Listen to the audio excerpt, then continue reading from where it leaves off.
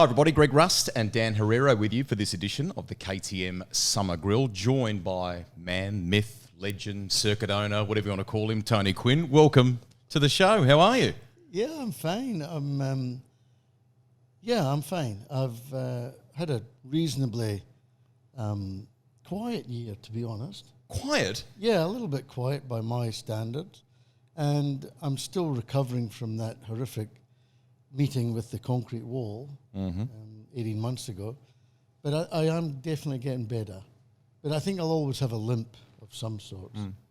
People probably don't realise, I mean, you had the 10th anniversary celebrations for Highlands this year and you spoke to some of the members there about it. I mean, you were almost a bit emotional at that time about how much that had knocked you around. Yeah, absolutely. It knocked me around in more ways than one. And it was a near-death experience. I mean, it was all sorts of things going on, and blood transfusions and punctured lungs and also 12 broken ribs.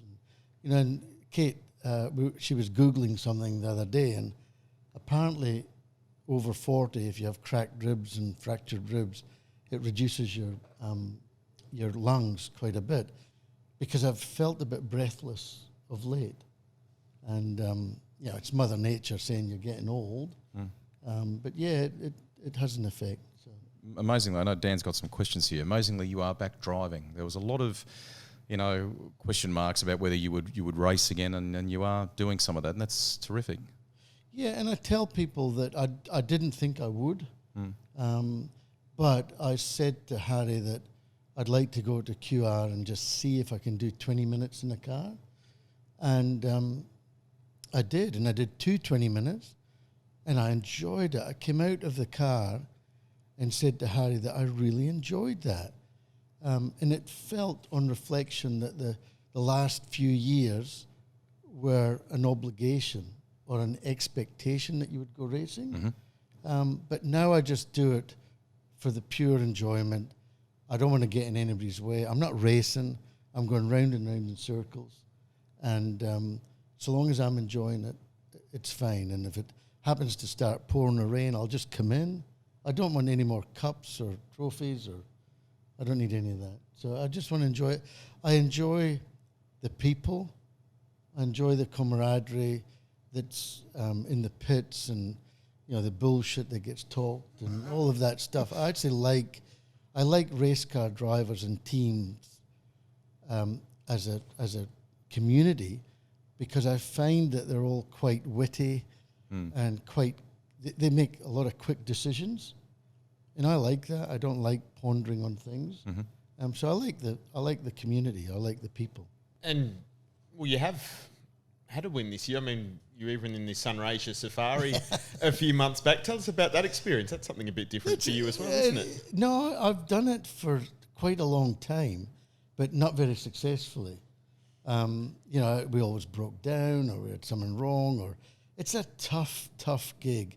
It's probably one of the toughest things you can do in Australian motorsport. It's days on end out in the Australian bush where there is not a lot. And when you're going through there, stage, 220 kilometre stage through bush, and you come across an old derelict house, and you think, who the hell built that? Why did they do that? It makes no sense whatsoever. And I remember this year we did one stage, 95 kilometres, through one farm. We didn't go through any gates to another farm. So it's a totally different experience, and you have to have the right equipment. For the first 5 years, I didn't have the right equipment. We thought we could do it on the cheap, but I've now got a second-hand Dakar Nissan Navara, which is just brilliant. It goes over stumps and rocks and dry river beds and hits kangaroos and sheep and stuff, and it comes out best, So we won it this year. I don't know what the winning margin was, but it can be substantial because everybody gets lost. We got lost twice because you take the wrong track, or you didn't see that track or whatever, and you just get lost. And so everybody gets lost. So it just depends on it's not about the skill of driving, it's about the true skill of navigation. Very Dakar-esque. The serious stuff now, I guess, you wear many hats, but one of them is, the largest shareholder in 888. You're 2 years into that now. Big picture. How have you found it? How do you see 888? How's that going? I think 888's been one of the best investments, probably not commercially, but personally and from an enjoyment point of view. I enjoy being involved with 888. It's really cool. I've seen a massive improvement in Jamie's ability to be a CEO this year. It's been really good, and I think next year's looking really good for him. I just got a text this morning saying that we've had a couple of jobs from Qantas because it's not just the race team. We have an engineering division that's really quite high tech, high spec, and we've got we've got certificates that we can make airplane parts and stuff. So we're doing a few jobs for Qantas, and that's quite exciting commercially because obviously the work for V8 Supercars, if you like, has kind of dried up with the Gen3 thing. So we're going to branch off into weird and wonderful engineering adventures. So this is the second workshop around the corner. Yeah, we call it number 73. I think it's because it's number 73 Depot Street. But we call it, Makes it's sense. like Area 51. No, it's number 73, and we have a bunch of guys over there that are doing a great job. And so we're going to, it always was the plan to develop it into a bigger, better thing. But I think next year we're going to have a wee bit of a focus on that. And we've got obviously the two V8s, and also looking after the Mercedes GD3 division is quite a challenge as well. So, no, 888's a tremendous business, and the founder Roland Dane did such a good job with setting the whole thing up. It's a marvelous culture that's there. Everybody gets on with their job. They're all very, very good at their job. And so I just stand at the back of the garage and just drink Red Bull. Can we talk the team itself and obviously the significant change is Shane's departure, Will Brown coming in, and so on. How much of a loss is? Yeah, that's a good question because obviously, I think now it's become apparent that Shane really struggled. A couple of things. He felt that he should have been involved to some extent in the design of the Gen3 car. He felt he had some input, not for him, but for all the drivers. And he was basically, no, we don't need that help. When we rolled up at Newcastle, the cars were not right. There was a massive rush to the end, and the cars weren't as where they should have been. And there was a lot of frustration amongst all of our team anyway, that we weren't where we were supposed to be. The cars were way too hot. There was all sorts of things wrong with them. Shane really struggled with the heat inside his car. We got the nod from Adrian Burgess that, that'll be all right. And then it all changed. The protest, we got disqualified, changed the whole year for the team. We felt really jaded about that, to be fair. And so I think that reflected in Shane's demeanour. He was kind of, not that supportive of the whole thing. Anyway, as the year went on, he won a few races, did a few things. And then when America came, his whole world changed. And we were all genuinely happy for him.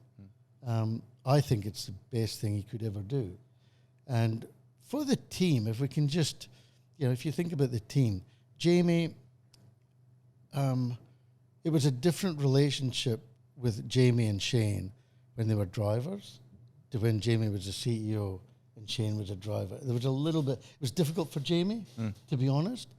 And now that Shane's gone to America to pursue greatness there, and I think he will, I think the job for the team next year, I think, is going to be a lot more cohesive, and we'll be back to a proper team, all travelling in the same direction.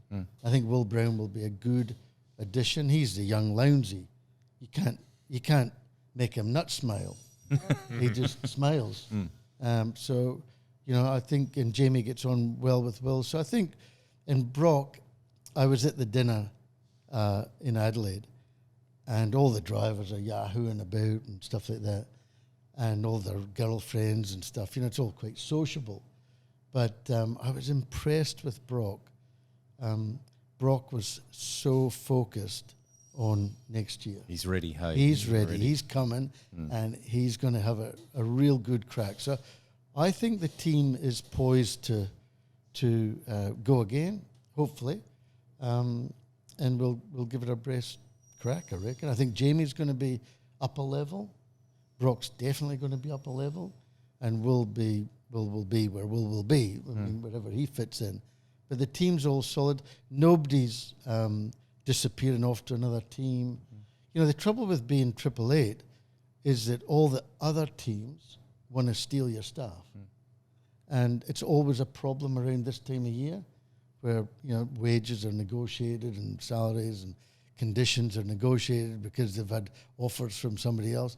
But this year, I would have to say that it's the most stable of all the years I've been involved with it anyway. So I get a good feeling about next year. And it's very difficult. I mean, we came off a high in 22 of winning everything. We won everything. There was nothing left to win. This year, we won Bathurst, we won Sunday, and we won the best presented team. Which is not quite what, thank you.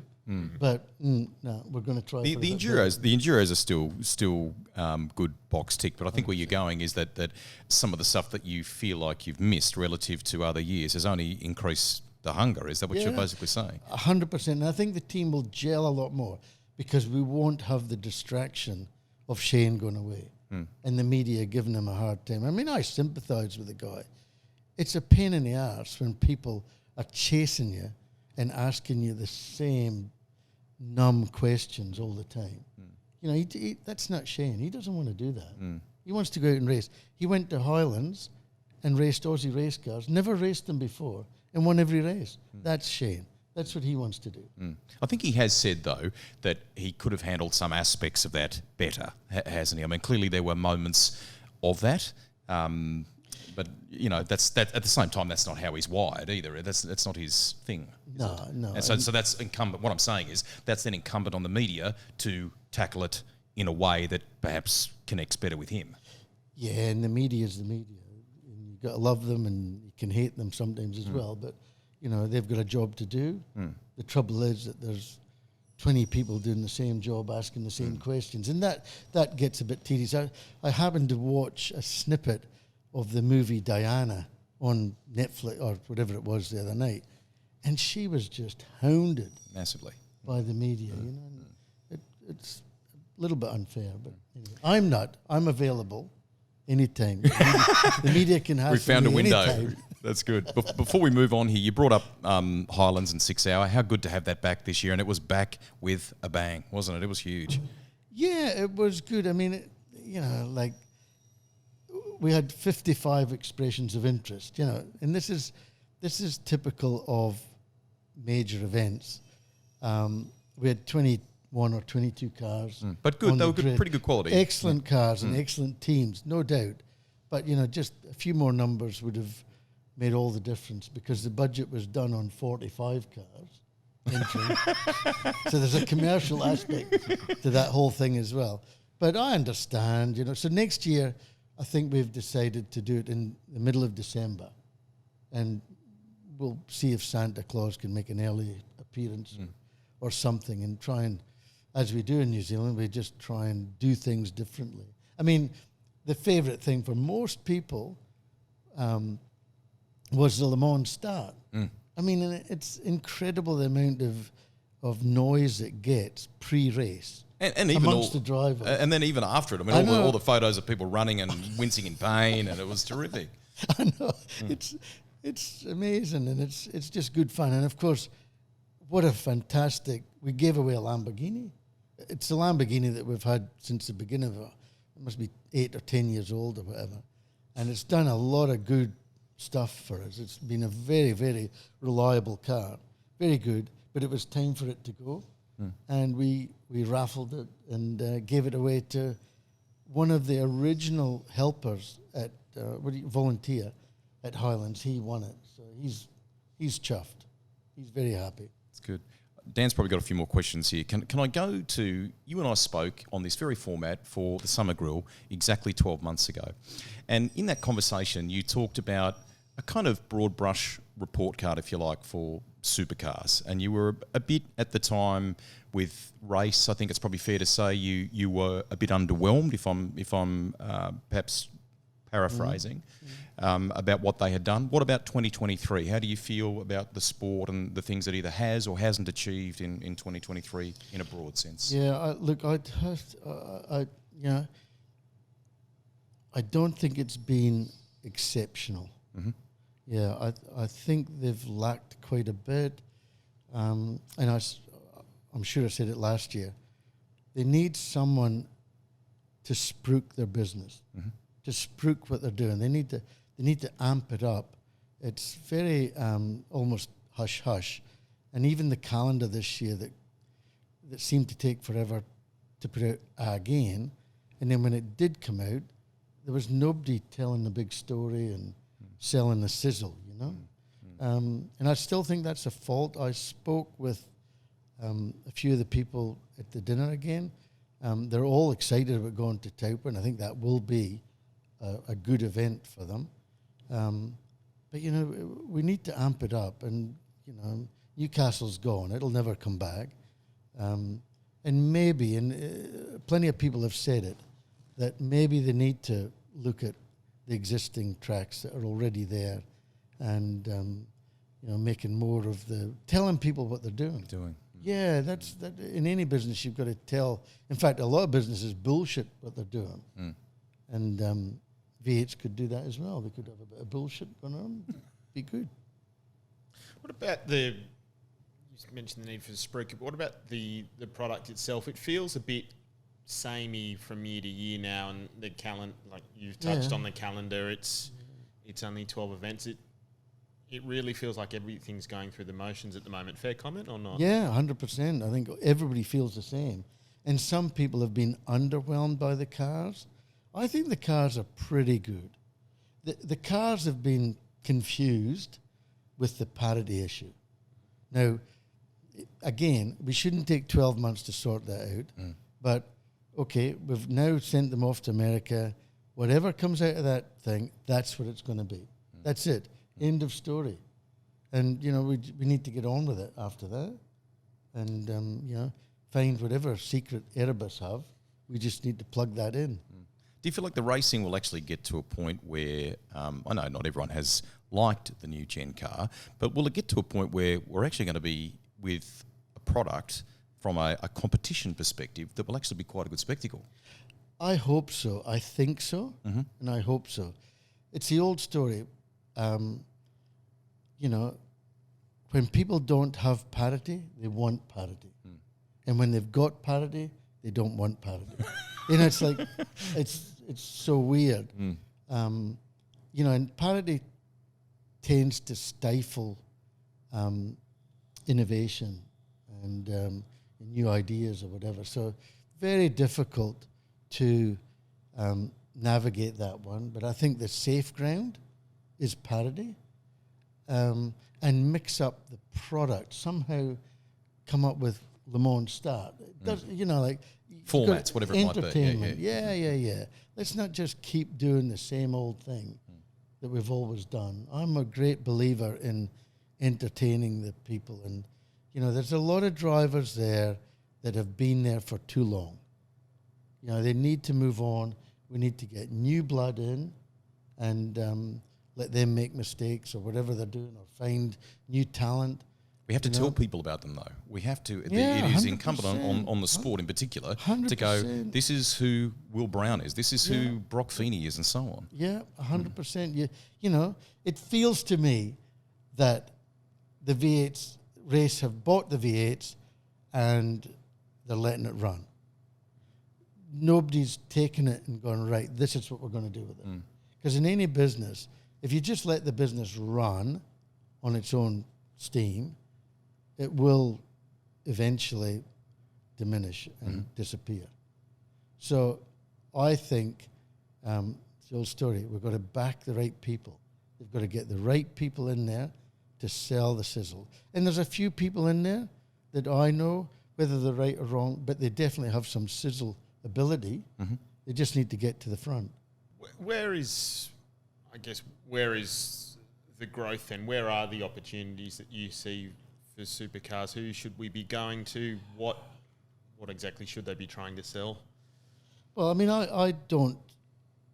not a genius at all, but I would like, so my plan is to, and I can only speak about New Zealand really, but my plan is to put on a really good show in Taupo for everybody. I know that they've sold the corporates out, which is always a good sign. We've got 700 campsites established, going to be there. Place is looking great too. Place is looking terrific. That's going to be a good thing. But my mission, I'm telling you straight now, maybe to scoop, whatever, but my mission is on the Sunday evening of the event, I hope to be able to go to the executives at Supercars and say, right, we now need to start planning for a double header, for an endurance race at Hampton Downs and a sprint race at Taupo, or vice versa, whatever it is, we need to start planning for that, because the Kiwis are a great source of fans, and you know a lot of the sponsors that are in the V8 series have quite a presence in New Zealand, and if we start working on it after a good event, I think so. That's that's what I'd be doing, because you can absorb a lot of the cost quite well, and so it's not going to cost you another round. It's going to be quite an efficient thing. You rattled off your two North Island tracks there, though. Is Highlands not? I mean, I don't know what you can share here. Yeah, no. I mean, okay. So also, what I like to do with Highlands, because New Zealand needs to use the V8s to promote tourism. So what we should do when we're in Taupo in April, 4 or 5 drivers need to come down to Highlands. It won't take much arm twisting. No, they need to come down to Highlands, and we need to make a Sky, like a Foxtel show, half-hour show, lifestyle show, whatever, about the Highlands, and do a little bit of Highlands driving, whatever it is, but also expose the area. The whole region's beautiful the through region, there. Yeah, and we can have a piss-up contest. All the drivers can drink as much red wine as they can, and then see how many steps they can take. How's Ryder? He's been in Carrera Cup this year. Will your grandson continue racing? What's his plans there? Yes, yes, he will. He definitely wants to. He feels that he's done a year of learning and being pushed around and bashed into walls and stuff. Some of them done himself. But it's such a difficult category to get out of the trouble. You either have to be way out front or way behind to stay out of trouble, because everybody in the middle is wanting to get to the front in the first corner. And, sadly, 30 into 3 doesn't go. So I think he'll be a lot more mature next year, and certainly has the backing of me for next year in Carrera Cup. But it can be an expensive category because of the new laws, I guess, that Porsche have imposed with their engineering. I think half the car's aluminium and half is steel, and so they're glued together and riveted or whatever, and so it doesn't take much to require a full shell. which is a lot of money. And so you want to avoid that, which is a little bit, I don't know how they're going to sort that. But the older Porsches, we used to crash them and fix them the next week. No problem, because I did a few. But the new ones, you crash them and you have to reshell it, which seems ridiculous. You know what I mean? Making money for someone anyway. Yeah, and you know they're going to have to watch themselves because it's $96,000 for a new shell for a Porsche, and I can tell you, you get $36 from the scrap man for the old one. So there's a bit of a gap there. But you know, sponsors are having to cough up with that on a regular basis, and it's like they're going to have to watch themselves that they don't price themselves out of the market. But, you know, Callum Hedge, who TQF supported from New Zealand, he's done a great job this year, and he's on his way to bigger and better things, I think, next year, which has been a great pleasure for us. Well, that's probably one of the ways we can wrap this up is that element of future and legacy and so on. I mean, to see someone like him who's had success in America this year, Carrera Cup, as you just rattled off in Australia, and now off to do some good things in the United States. From what what we've seen on track, but then away from that, he's got some serious potential, doesn't he? No, I think so, and that's one of the pleasures I get nowadays. I've got a team of people, the board of trustees around me. I've worked out that I'm not going to be here forever, and maybe not for much longer. Who knows?